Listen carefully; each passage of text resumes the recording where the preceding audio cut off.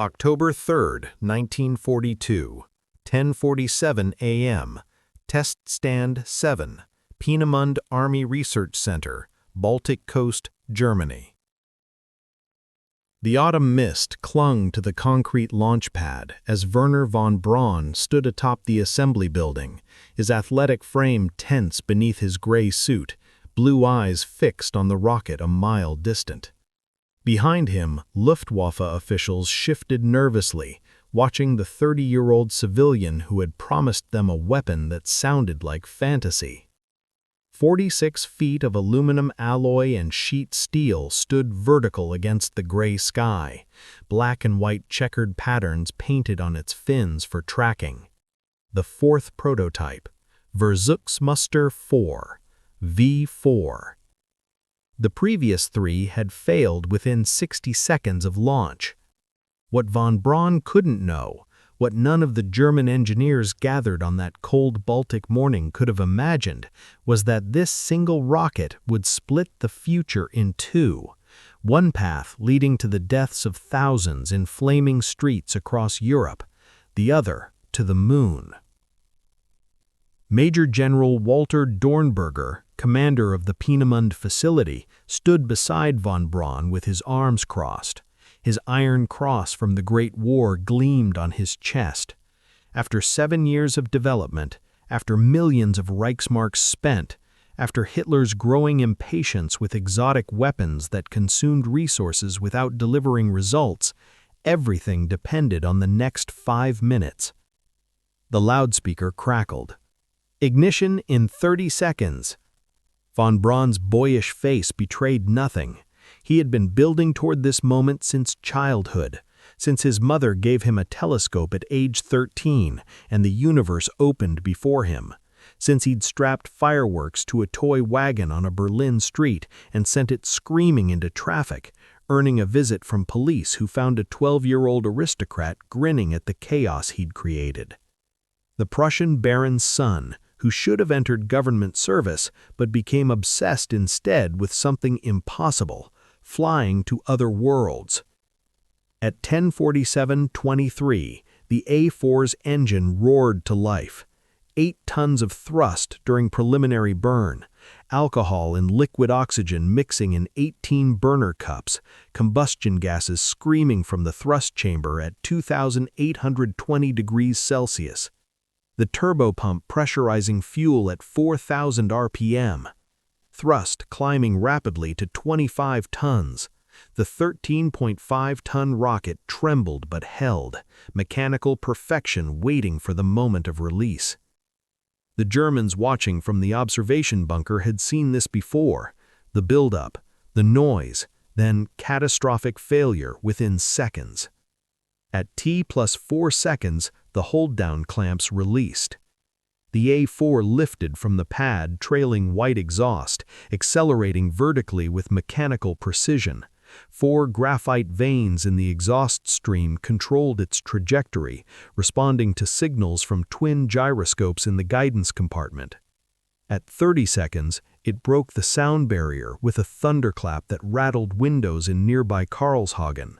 At 60 seconds, traveling nearly a mile per second, the engine shut down as programmed. The rocket continued upward on momentum alone, a ballistic trajectory carrying it to 84.5 kilometers altitude, 52 miles above the Earth, the edge of space, the first human-made object to reach the stars. It landed 190 kilometers downrange into the Baltic Sea after 296 seconds of flight. Perfect. Dornberger turned to the assembled engineers and scientists, his voice steady but carrying unmistakable emotion. This third day of October 1942 is the first of a new era in transportation, that of space travel. Von Braun shook hands mechanically, accepted congratulations, but his mind was already calculating trajectories to the moon. This rocket represented the threshold. Everything he dreamed was now possible. What he didn't consider What his scientific mind compartmentalized away was what would happen when that same technology fell into Adolf Hitler's hands. The mathematics of destruction were already loaded in that successful test flight. Within 2 years, variations of this rocket would rain from the stratosphere onto civilian populations at 5 times the speed of sound, striking without warning, unstoppable by any defense. By war's end, 3,000 V-2 rockets would kill approximately 9,000 people in London, Antwerp, Paris, and Liège.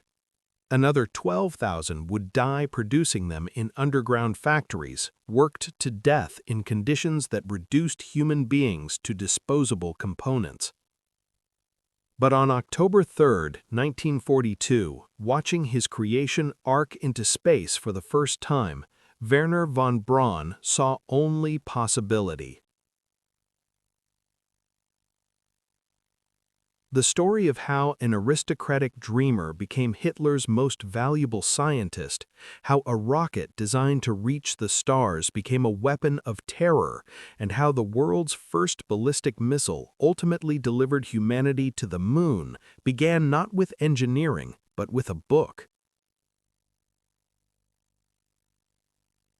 The Boy Who Wanted Stars. Werner Magnus Maximilian Freiherr von Braun was born March 23, 1912, into Prussian aristocracy. His father, Magnus Freiherr von Braun, served as Minister of Agriculture in the Weimar Republic. The estate near Kaliningrad represented centuries of German military tradition, land once controlled by the Teutonic Knights. Young Werner grew up in privilege, servants and private tutors, the expectation that he would enter government service like his father. But at age 13, his mother Emmy gave him a telescope. Standing in the garden of their Berlin home after receiving the gift at their Lutheran confirmation, von Braun pointed the instrument at the moon. What he saw through that lens changed the trajectory of his life. Craters, mountains, shadows, a world hanging in space, unreachable by any technology that existed in 1925. The question formed immediately in his adolescent mind: how do we get there?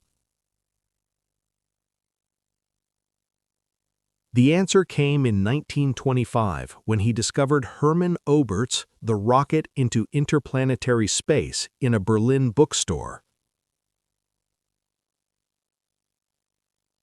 Von Braun opened the book, saw pages dense with differential equations and physics notation, and understood nothing. He failed mathematics in school. Physics bored him. But Oberth's book described the path to the stars. And the mathematics blocking that path became suddenly vital.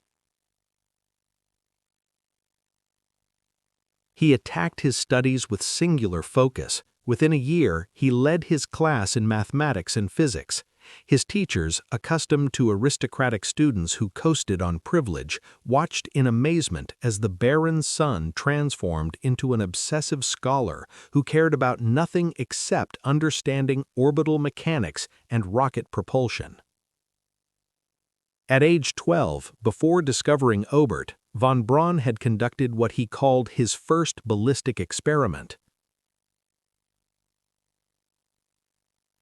He purchased the largest fireworks available in Berlin, strapped them to a toy wagon, lit the fuses, and sent the contraption screaming down a crowded Berlin street, trailing sparks and smoke. The wagon reached velocities that terrified pedestrians before crashing into a greengrocer's shop. Police arrested the young aristocrat and held him until his father arrived for disciplinary action. The incident revealed something essential about Wernher von Braun. Rules were obstacles to overcome. Authority figures were problems to circumvent. The only thing that mattered was seeing if something would fly. In 1930, he enrolled in the Berlin Institute of Mechanical Engineering to study mechanical engineering. Within weeks, he joined the Verein für Raumschifffahrt, the German Society for Space Travel. The VFR was a collection of dreamers and engineers working with primitive liquid fuel rockets at an abandoned ammunition dump in suburban Berlin. They had no funding, no official support, just obsession and surplus military hardware. Braun worked alongside Rudolf Nebel and Hermann Obert himself, running tests on pressure-fed rocket motors that generated barely 60 kilograms of thrust. The experiments were dangerous, frequently ending in explosions. Braun learned by trial and error, each failure teaching him something about combustion chambers, fuel mixtures, and nozzle design.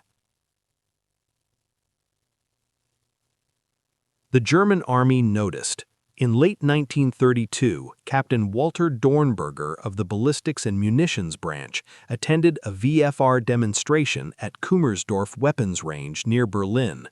Braun and Walter Riedel prepared a rocket 3.5 meters long, 10 centimeters in diameter, gross weight 20 kilograms.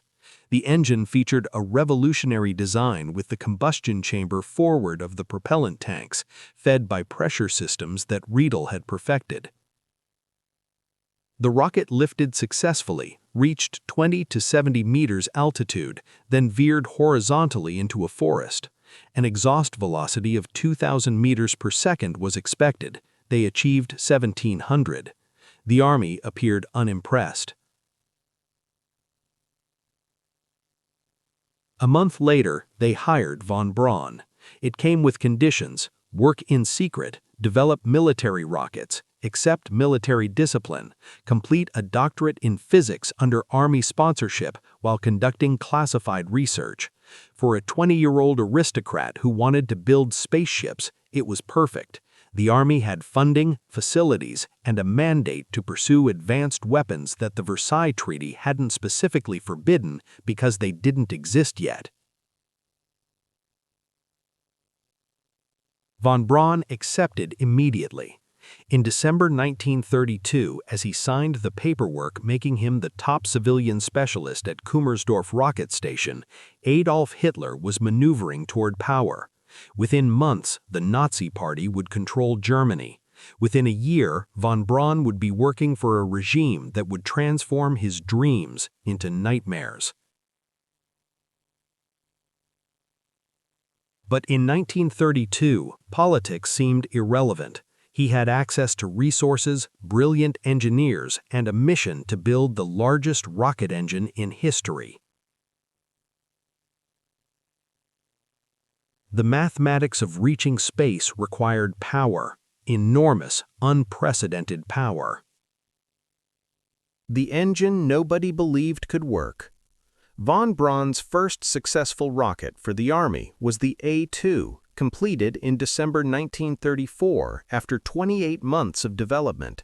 It generated 300 kilograms of thrust using a primitive cooling method that immersed the combustion chamber in the fuel tank. The design was crude but functional, enough to convince the Army to expand the program. By 1935, von Braun's team had successfully fired 2 rockets using liquid-fueled engines, embryonic technology that would become the basis for all modern spaceflight. The Army was impressed enough to move the entire operation from Kummersdorf to a new secret facility on the Baltic coast. The Peenemünde Army Research Center opened in 1937 on the island of Usedom.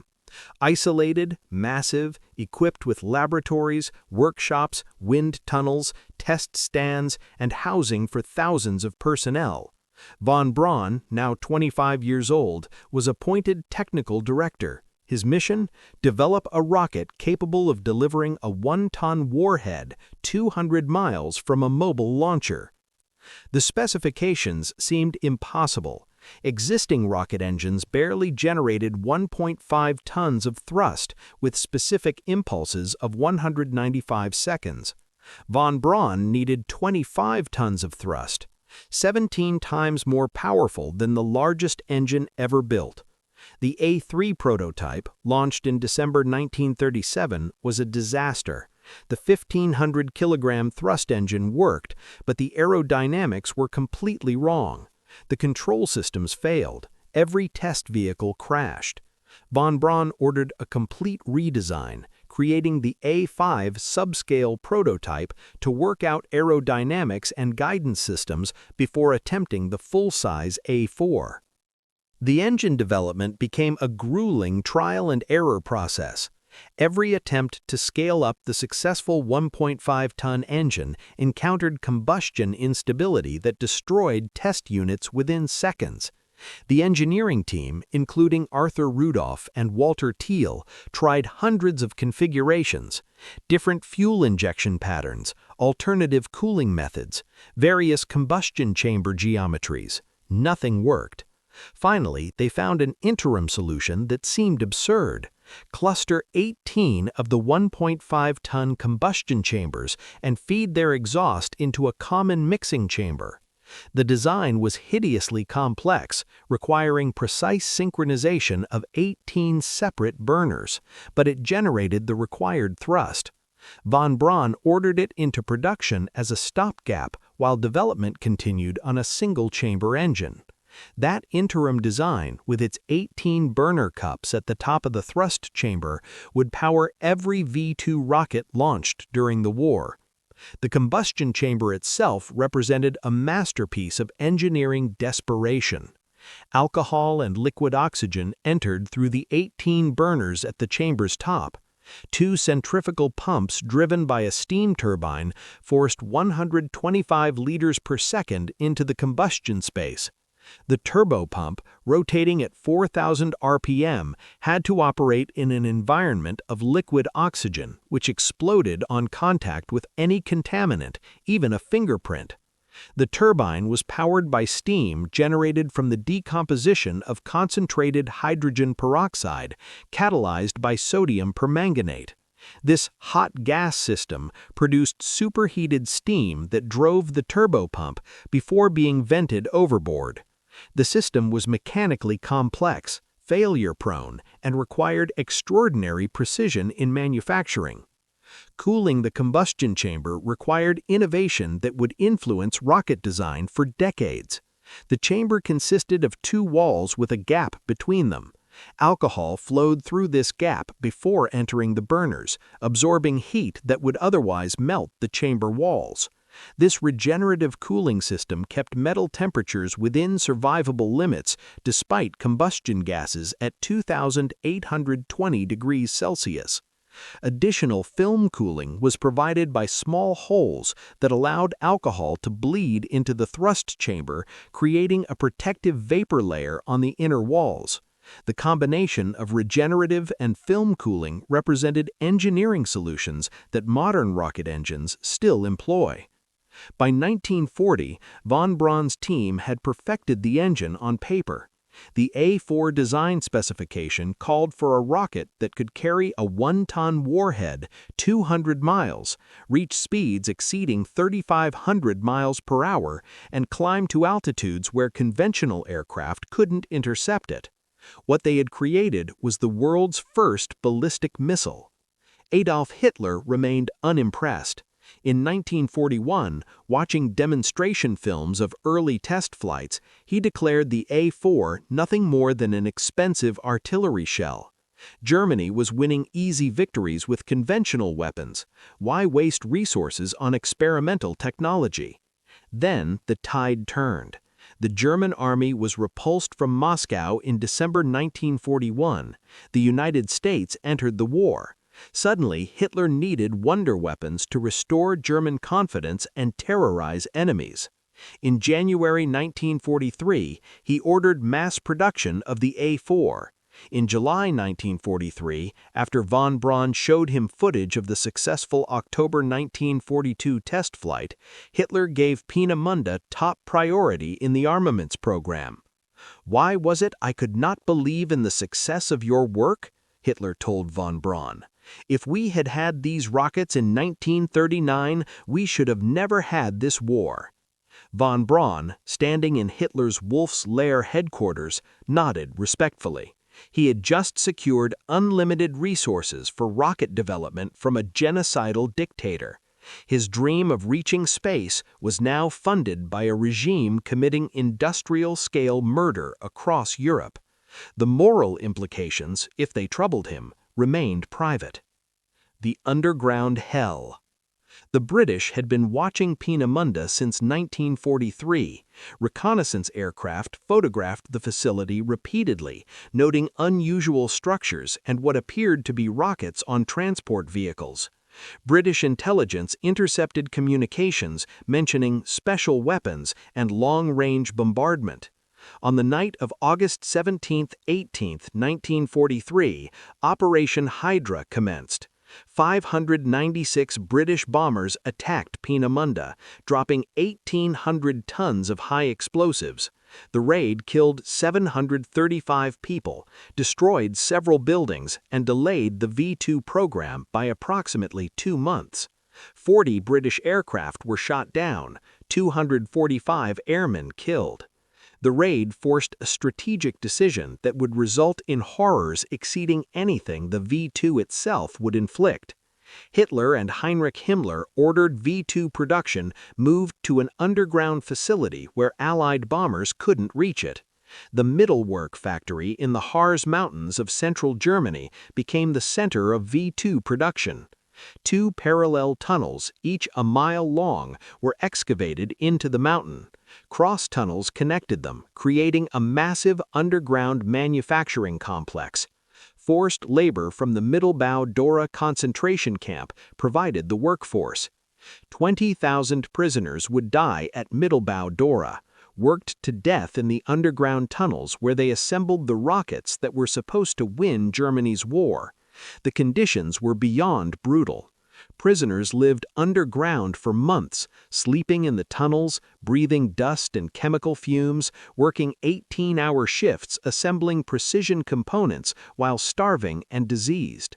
Von Braun visited Mittelwerk at least 15 times between late 1943 and February 1945, according to his own testimony. Each visit lasted approximately 1 day.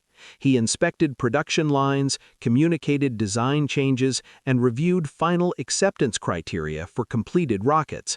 He saw the prisoners. He saw the conditions. He made no protest.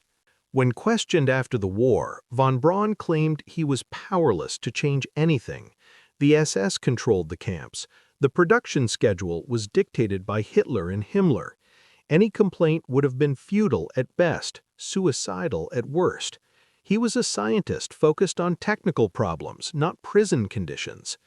Arthur Rudolph, the chief engineer of the Mittelwerk factory, made the actual decisions about using concentration camp labor. General Dornberger authorized it. Von Braun merely observed, or so he claimed. The historical record suggests otherwise. Von Braun was not a passive observer. He held an SS rank as an officer, though he later characterized this as nominal membership required to protect his career. He attended meetings where labor requirements were discussed. He knew prisoners were dying to build his rockets. In March 1944, the Gestapo arrested von Braun on suspicion of disloyalty. At a party, he had allegedly made remarks suggesting Germany would lose the war and that his real goal was building spaceships, not weapons. The arrest terrified him. Dornberger and Armaments Minister Albert Speer intervened, arguing that the V2 program couldn't continue without von Braun. Himmler reluctantly agreed to his release, though the SS chief never trusted the aristocratic scientist again. The arrest revealed von Braun's priorities. Even in the midst of total war, his thoughts were on space travel. The V2 was a means to an end, a stepping stone to interplanetary exploration. The fact that thousands died building it, that thousands more would die when it fell from the sky, seemed secondary to the engineering achievement it represented. By February 1945, Mittelwerk was producing 900 V2 rockets per month. Each missile required 7,500 man-hours to assemble. The production quality varied wildly. Some rockets used concrete instead of explosives in their warheads because Germany had run out of TNT. Others contained propaganda photographs of German civilians killed in Allied bombing raids, a final psychological warfare gesture. The irony was devastating. Germany spent the equivalent of billions of dollars in modern currency to produce 3,000 V-2 rockets. The cost per rocket exceeded that of a high-performance fighter aircraft. Each launch consumed a third of Germany's monthly fuel alcohol production, which required processing 30 tons of potatoes per rocket. German forces on the fighting fronts were desperate for aircraft, fuel, and ammunition. Instead, Hitler poured resources into a terror weapon that killed civilians but provided no military advantage. The V-2 couldn't be aimed precisely enough to hit military targets. It couldn't carry enough explosive to justify its cost. It couldn't be produced in sufficient numbers to overwhelm Allied defenses. Freeman Dyson, who worked on British bombing strategy during the war, later said, "We were very grateful to Wernher von Braun. We knew that each V-2 cost as much as a high-performance fighter aeroplane. We knew that German forces were desperate for airplanes. The V-2 program was almost as good as if Hitler had adopted unilateral disarmament." But in September 1944, as the first operational V-2s prepared for launch, no one in London or Paris knew that. They only knew that a new weapon was coming, something against which there was no defense. The vengeance begins. September 8, 1944, 6:40 p.m., Staveley Road, Chiswick, West London. Sapper Bernard Browning hurried through the evening streets toward Chiswick train station. On military leave, eager to see his girlfriend, he checked his watch as twilight settled over the city. Around him, London hummed with cautious optimism. Allied forces had liberated Paris less than 2 weeks earlier. Brussels was free. The Germans were retreating on all fronts. At 6:43, without warning, an explosion carved a crater 20 feet wide through Staveley Road. 11 houses were destroyed, and 27 more were damaged beyond repair. Windows shattered for blocks. 3 people were killed instantly. Sapper Browning, fortunate to be several streets away, heard the blast and felt the ground shake. No air raid siren, no engine noise, no warning of any kind. Government officials arrived within the hour and declared it a gas mains explosion.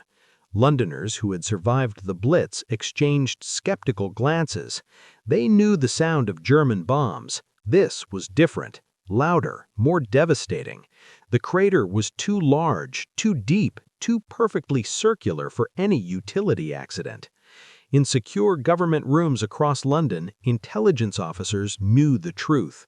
The thing that struck Chiswick was the weapon they'd feared since reconnaissance aircraft photographed Peenemünde in 1943. Die Vergeltungswaffe II, Vengeance Weapon 2, V-2. The rocket traveled 200 miles in approximately 5 minutes, reaching an altitude of 50 miles before descending on a ballistic trajectory at 5 times the speed of sound. Traveling faster than sound, it gave no warning before impact. Unlike bombers that could be heard approaching, unlike the V-1 flying bomb with its distinctive engine noise, the V-2 arrived in complete silence. The first sound was the explosion. Then, seconds later, the roar of the rocket's supersonic passage through the atmosphere would reach ground level. Thunder after the lightning. An eerie, terrifying reversal of natural order that made the weapon even more psychologically devastating. 2 more V-2s struck London within 24 hours. Government censorship prevented newspapers from reporting the attacks. Official statements continued claiming gas mains explosions. But word spread through London's streets. Something new was falling from the sky, something unstoppable. The psychological impact was exactly what Hitler intended. The V-2 couldn't win the war. Germany had lost by September 1944, though it would take 8 more months of fighting to end it. But Hitler wanted vengeance. He wanted Allied civilians to experience the terror that German cities had endured under bombing. He wanted to prove that Germany could still strike back. Between September 1944 and March 1945, more than 1,100 V-2s struck London. Another 1,600 targeted Antwerp, the crucial port through which Allied supplies flowed into Europe. Paris, Liège, and other cities also suffered attacks. The casualties were devastating. In London alone, 2,754 people died. In Antwerp, a single V-2 struck a cinema packed with Allied soldiers and Belgian civilians, killing 567 people in an instant. The worst single V-2 attack occurred in Antwerp on December 16, 1944. A rocket struck a Woolworths department store at the height of Christmas shopping. 567 people killed, hundreds more wounded. The rescue operations took days. Bodies were still being pulled from rubble weeks later. There was no defense. No warning system could provide enough time to reach shelter. Anti-aircraft guns were useless against a target moving at 3,500 miles per hour. Fighter aircraft couldn't intercept something arriving from space. The only defense was finding and destroying the launch sites before the rockets fired. But the V-2's mobility made that nearly impossible. Unlike the V-1, which launched from fixed ramps that could be bombed, the V-2 launched from a portable steel table called a Meilerwagen that could be towed to any location.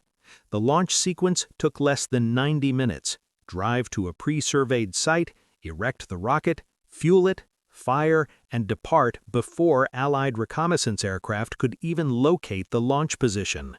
Dutch resistance fighters and Allied intelligence agents searched desperately for launch sites. Occasionally, they succeeded, radioing coordinates for immediate airstrikes.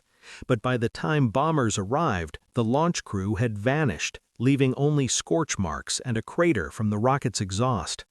The psychological toll on London's population was severe. After 5 years of war, after enduring the Blitz, after believing the worst was over, the V-2 campaign brought fresh terror. People developed what doctors called rocket neurosis, physical symptoms of anxiety triggered by the sound of explosions. Some refused to leave their homes. Others ignored the danger completely, recognizing that no precaution could protect them from something that struck without warning. Winston Churchill, in private conversations, admitted the V-2 was the weapon he feared most, not because of its destructive power, but because of its implications. If Germany had developed this weapon earlier, if it had produced them in greater numbers, the outcome of the war might have been different. The last V-2 to strike Britain fell on March 27, 1945, in Orpington, Kent. It killed a 34-year-old woman named Ivy Millichamp. She was the final civilian casualty of a weapon that represented both the pinnacle of German engineering and the depths of Nazi brutality. In total, approximately 3,000 V-2 rockets were launched during the war. About 5,000 people died in the bombardments. Another 12,000 died building them. The weapon that was supposed to terrorize the Allies into submission instead became a monument to misallocated resources and moral bankruptcy. But the story didn't end in March 1945. The V-2's true significance was just beginning to emerge. Operation Paperclip. As Allied armies advanced into Germany in early 1945, a secondary mission took priority: capture German rocket scientists and hardware before the Soviets did. The United States, Britain, France, and the Soviet Union all understood that rocket technology represented the future of warfare. Whoever controlled it would dominate the post-war world. Wernher von Braun made his decision in early May 1945. With Hitler dead and Germany collapsing, he gathered his senior staff in Bavaria and proposed surrendering to the Americans. The alternative was capture by the Soviets, who would likely execute them as war criminals, or execution by the SS, who had orders to prevent rocket technology from falling into enemy hands. Von Braun selected his younger brother, Magnus, to locate American forces. Magnus found soldiers of the 44th Infantry Division and announced, "My name is Magnus von Braun. My brother invented the V2. We want to surrender." On May 2, 1945, Wernher von Braun entered American custody. By nightfall, more than 500 German rocket scientists had surrendered. The Americans immediately recognized what they had: the world's most advanced rocket development team. Operation Paperclip, launched later that year, brought 1,600 German scientists, engineers, and technicians to the United States. Their Nazi pasts were sanitized, their involvement in war crimes overlooked or buried in classified files. The justification was simple: if America didn't take them, the Soviets would. Wernher von Braun arrived at Fort Strong in Boston Harbor on September 20, 1945. He filled out paperwork identifying himself as a member of the Nazi Party, a member of the SS, and the inventor of the V2. None of it mattered. The U.S. Army wanted his expertise more than justice for his crimes. The Americans also captured enough V2 hardware to build approximately 80 missiles. 300 rail car loads of components, documentation, and testing equipment were shipped from Germany to White Sands Proving Ground in New Mexico. The Soviets, arriving weeks later at the underground Mittelwerk factory, found the production facilities, but most of the skilled personnel had gone. Von Braun and his team were initially stationed at Fort Bliss, Texas, where they worked on rebuilding captured V2s for atmospheric research. The first American V2 launch occurred in April 1946. Over the next several years, they conducted dozens of launches, studying high-altitude physics, testing guidance systems, and training American engineers in rocket technology. In 1950, von Braun's team transferred to Redstone Arsenal in Alabama. There, they developed the Redstone rocket, America's first large ballistic missile. The Redstone was essentially an improved V2, incorporating lessons learned from wartime development and post-war testing. Von Braun became a naturalized U.S. citizen in 1955. He appeared on television, wrote articles for popular magazines, and became the public face of America's space program. Walt Disney hired him to consult on futuristic television specials that captivated millions. He spoke with a German accent about orbital stations and lunar expeditions, describing a future where rockets would carry humanity beyond Earth. The American public loved him. Handsome, charismatic, brilliant, he embodied the promise of technological progress. His Nazi past was mentioned occasionally but dismissed as a youthful indiscretion or wartime necessity. The deaths of concentration camp prisoners who built his V2s were rarely discussed. When questioned, von Braun expressed regret but claimed powerlessness to have changed anything. In 1958, a modified Redstone rocket launched Explorer 1, America's first satellite, into orbit. Von Braun had finally reached space, not with a weapon, but with a scientific instrument. The achievement partially redeemed his wartime work, or so the narrative suggested. In 1960, von Braun became the first director of NASA's Marshall Space Flight Center. His mission? Develop the giant Saturn rockets that would send Americans to the moon. President Kennedy's 1961 declaration that America would land humans on the moon before the decade's end gave von Braun unlimited resources and national priority. The Saturn V rocket that von Braun's team designed was a direct descendant of the V2. The same basic principles: liquid fuel, staged design, gyroscopic guidance, but scaled up to monstrous proportions. The Saturn V stood 363 feet tall, generated 7.6 million pounds of thrust, and could send 310,000 pounds to the moon. It was the V2's design philosophy perfected: overwhelming power, redundant systems, conservative engineering that prioritized reliability over innovation. On July 20, 1969, Neil Armstrong stepped onto the lunar surface.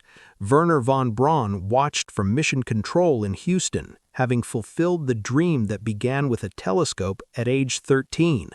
The rocket that carried Armstrong to the moon was the culmination of 37 years of development that started in a Berlin ammunition dump and passed through the underground hell of Mittelwerk. Tom Lehrer, the satirist, captured the moral complexity in his 1965 song Wernher von Braun. "Once the rockets are up, who cares where they come down? That's not my department," says Wernher von Braun. Von Braun retired from NASA in 1972 and died of cancer in 1977 at age 65. He was buried in Alexandria, Virginia, with full honors. His obituaries remembered him as the father of the American space program, the visionary who delivered humanity to the moon. The concentration camp prisoners who died building his rockets were footnotes if mentioned at all. The Soviets, using captured V-2 hardware and German scientists who surrendered to them, developed their own rocket program. The R-7 rocket that launched Sputnik in 1957 used technology derived from V-2 studies. The same principles that terrorized London in 1944 carried the first artificial satellite into orbit 13 years later. By the 1960s, both superpowers had developed intercontinental ballistic missiles based on V-2 technology. These missiles, carrying nuclear warheads, held each other's populations hostage in the doctrine of mutual assured destruction. The V-2's descendants could deliver megatons of explosive power across continents in less than 30 minutes. What von Braun had begun at Peenemünde had evolved into weapons that could end civilization. But they had also opened the path to space.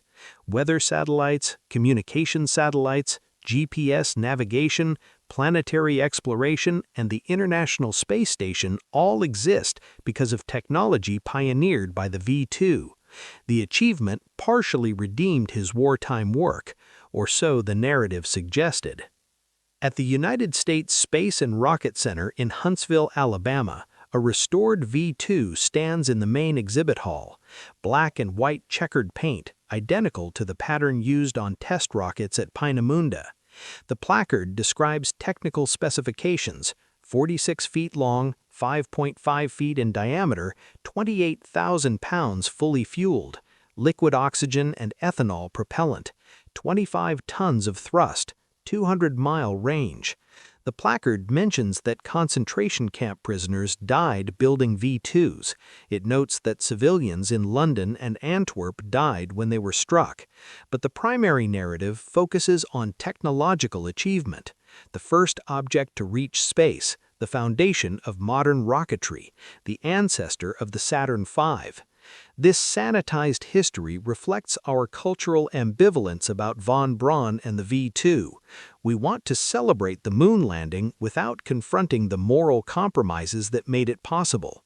We want to admire the engineering without acknowledging the enslaved laborers who assembled each component under threat of death. We want the dream of space exploration without the nightmare of how we got there. The V-2 rocket was a weapon that worked exactly as designed. It terrorized civilian populations, killed thousands, and consumed resources that Germany couldn't afford to waste. From a military perspective, it was a catastrophic failure that accelerated German defeat. From a propaganda perspective, it failed to break Allied morale or force political concessions. But from an engineering perspective, it was a masterpiece. Every V-2 that launched successfully proved that controlled flight into space was possible. Every technical problem solved at Peenemünde brought humanity closer to interplanetary travel. The knowledge gained, purchased with the lives of prisoners and bombing victims, became the foundation for 60 years of space exploration.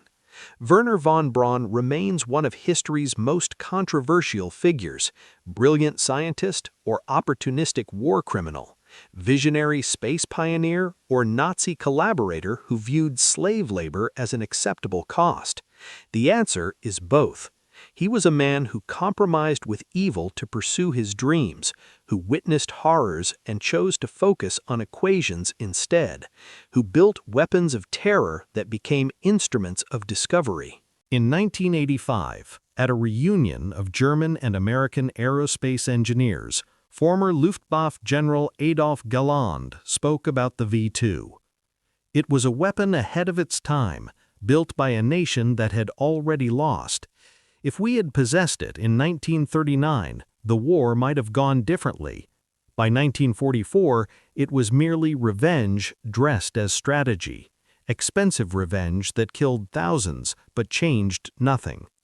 The mathematics tell the story with brutal clarity.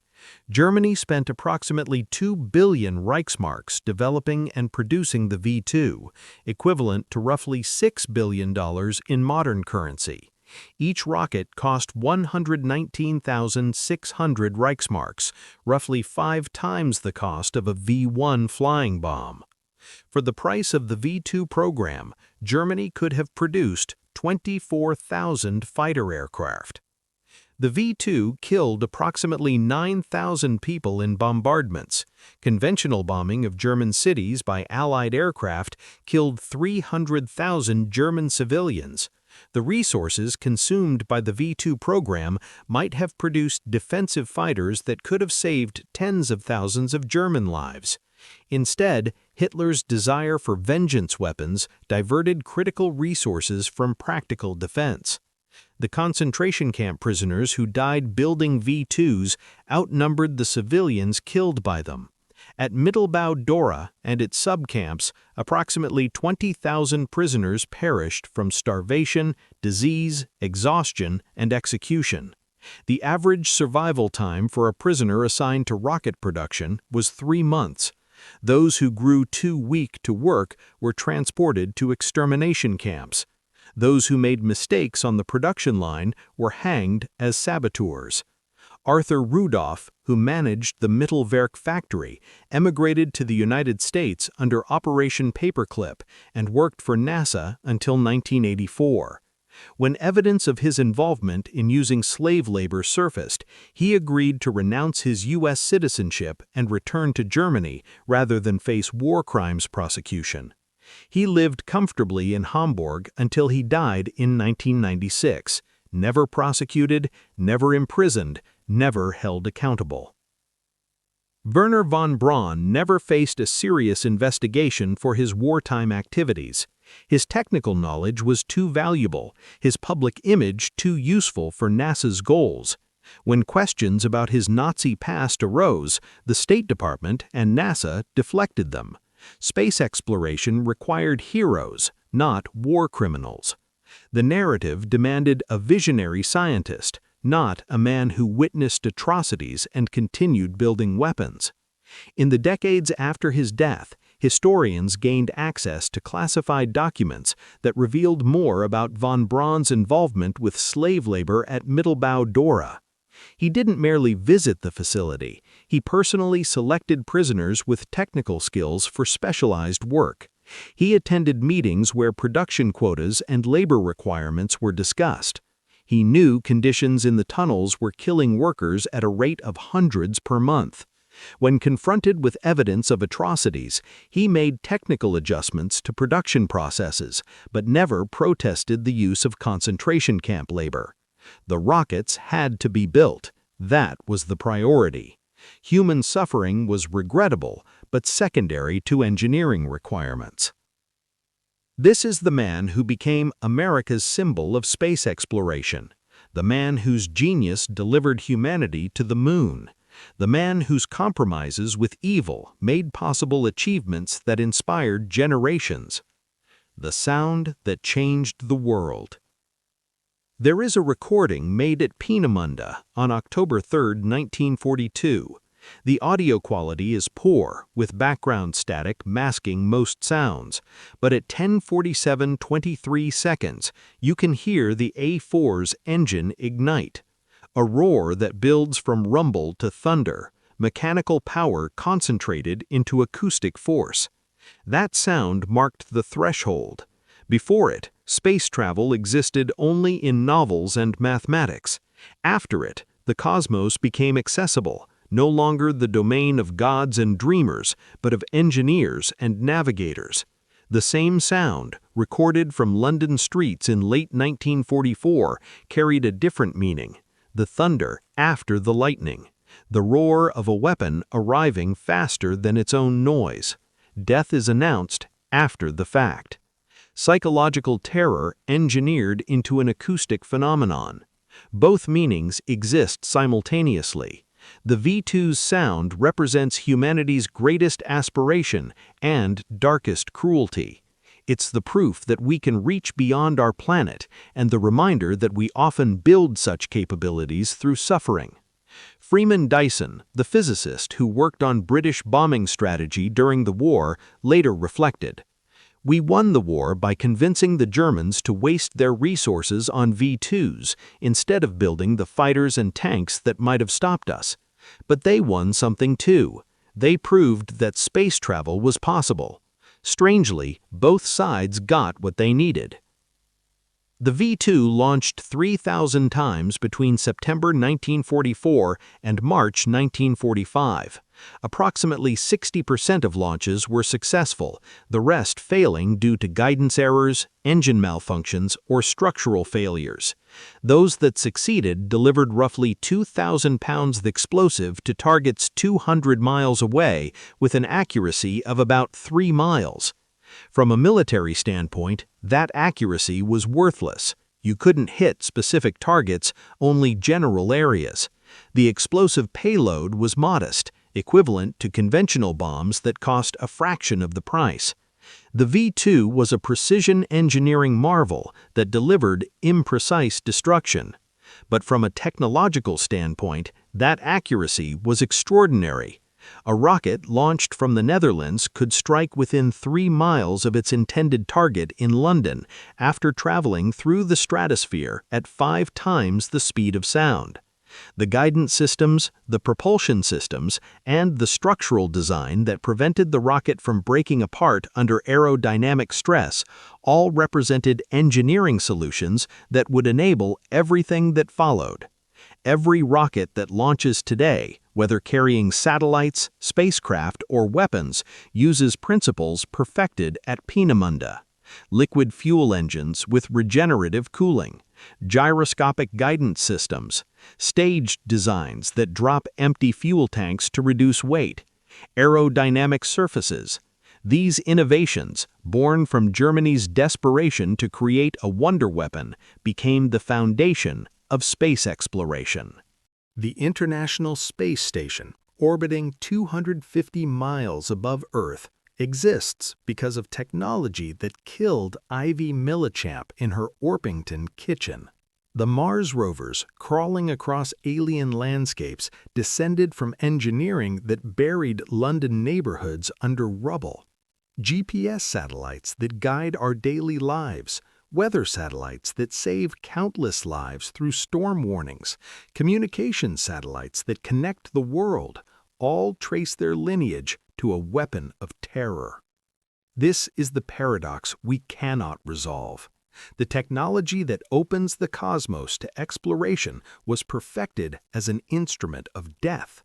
The man who delivered us to the moon collaborated with concentration camp administrators. The rocket that represents our highest aspirations was built by enslaved prisoners dying in underground factories. No redemption erases these facts. No achievement justifies the suffering. No celebration of technological progress that doesn't carry the weight of how we obtained it. The final equation. At Cape Canaveral, Florida, tourists visit the Kennedy Space Center where a Saturn V rocket lies on its side, a monument to the Apollo program that landed 12 men on the moon. The rocket measures 363 feet long, weighs 6.5 million pounds fully fueled, and generates thrust equivalent to 85 Hoover dams at full power output. Wernher von Braun's name appears throughout the complex. Buildings he designed, programs he directed, achievements he made possible. The narrative is heroic. a German scientist who came to America and helped win the space race against the Soviet Union, a visionary who turned childhood dreams into historic reality, the man who made Apollo possible. What the displays don't mention is that von Braun's Saturn V first stage used essentially the same engine design as the V2, 5 engines instead of 1, scaled up enormously, using liquid hydrogen instead of alcohol. But the fundamental design philosophy remained: clustered combustion chambers, regenerative cooling, turbopump-driven fuel feed, gyroscopic guidance. The F1 engines that powered the Saturn V's first stage were direct descendants of the engine von Braun developed at Peenemünde. The engineers who designed them studied V2 test data.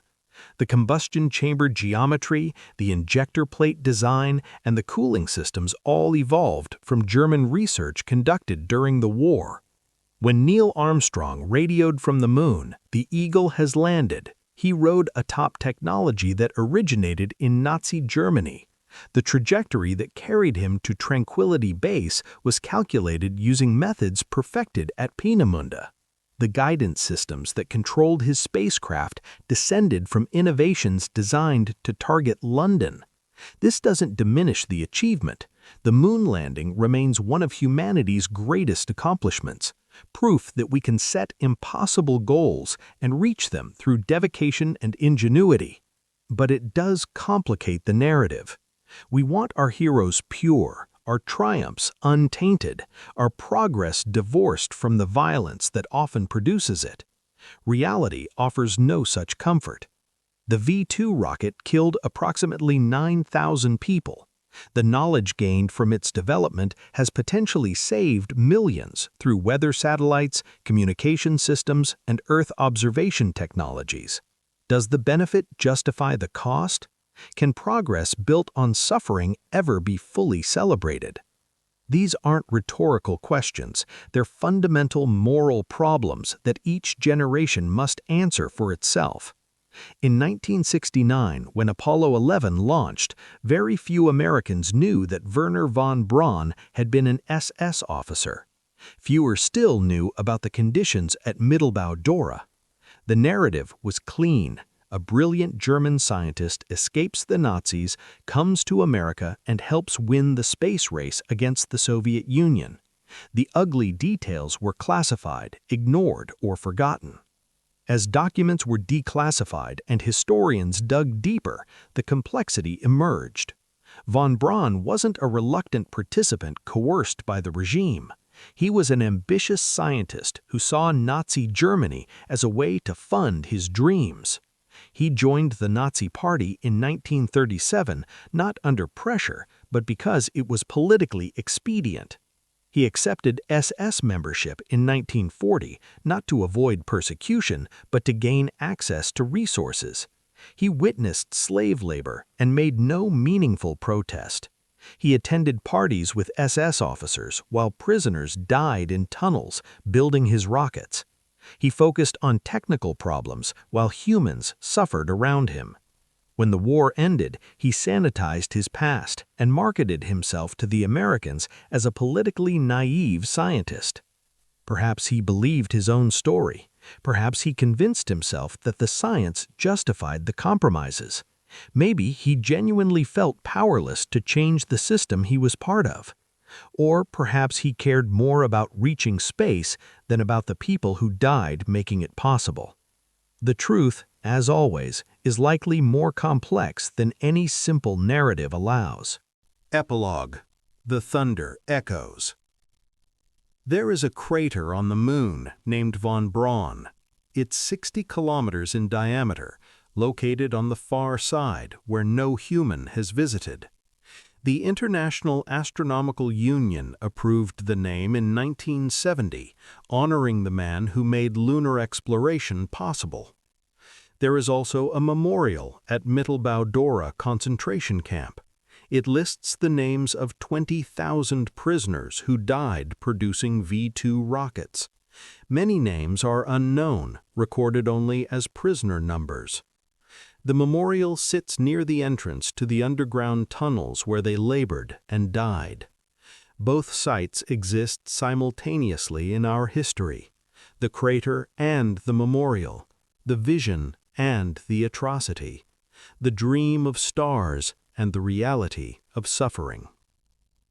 On October 3, 1942, at 10:47 a.m., the first human-made object reached space. It flew for 296 seconds before falling into the Baltic Sea. In those 5 minutes, it proved that von Braun's childhood dreams were possible, that humanity could escape Earth's gravity, that the cosmos was within reach. 2 years later, variations of that same rocket began falling on London. They killed randomly, without warning, terrorizing a population that had already endured 5 years of war. They represented not human progress, but human cruelty, not scientific achievement, but engineering in the service of revenge. Both versions are true.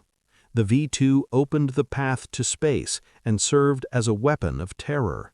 It represented our highest aspirations and our darkest impulses.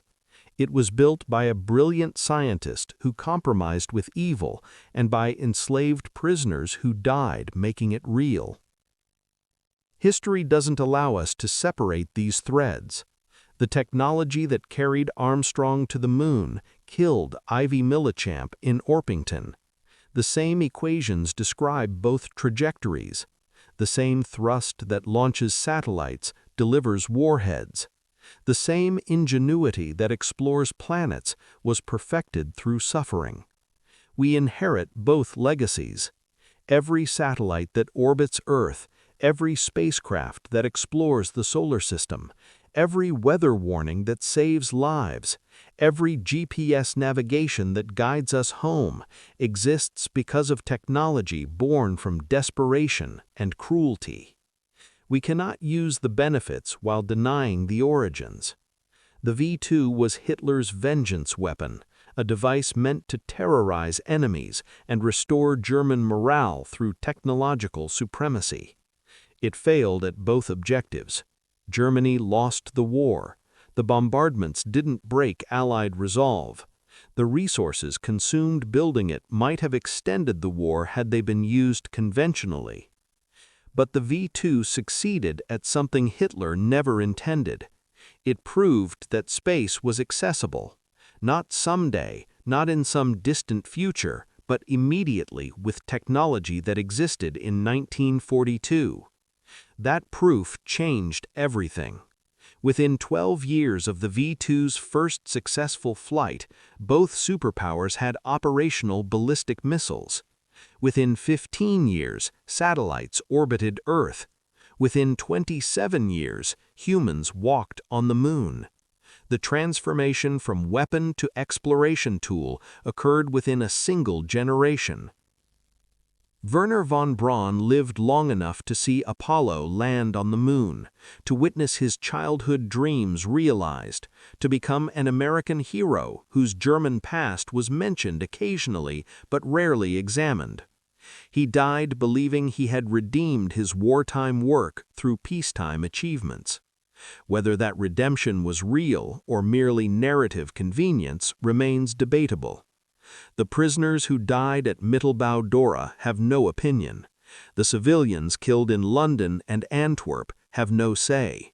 The dead cannot weigh achievements against atrocities. We, the living, must make that calculation. We must decide whether progress built on suffering deserves celebration, whether genius that collaborates with evil can be honored, and whether the ends sometimes justify the means. There are no simple answers, only the fact that every time a rocket launches, carrying instruments to study distant worlds or satellites to monitor our own, it rises on technology perfected at Peenemünde by enslaved prisoners working under threat of death, supervised by scientists who witnessed their suffering and continued building weapons. The thunder that echoed across the Baltic on October 3, 1942, still reverberates. It sounds like possibility and terror, like triumph and tragedy, like the best of human ingenuity and the worst of human cruelty. We cannot silence that thunder. We can only acknowledge what it represents, the terrible price humanity paid to reach the stars.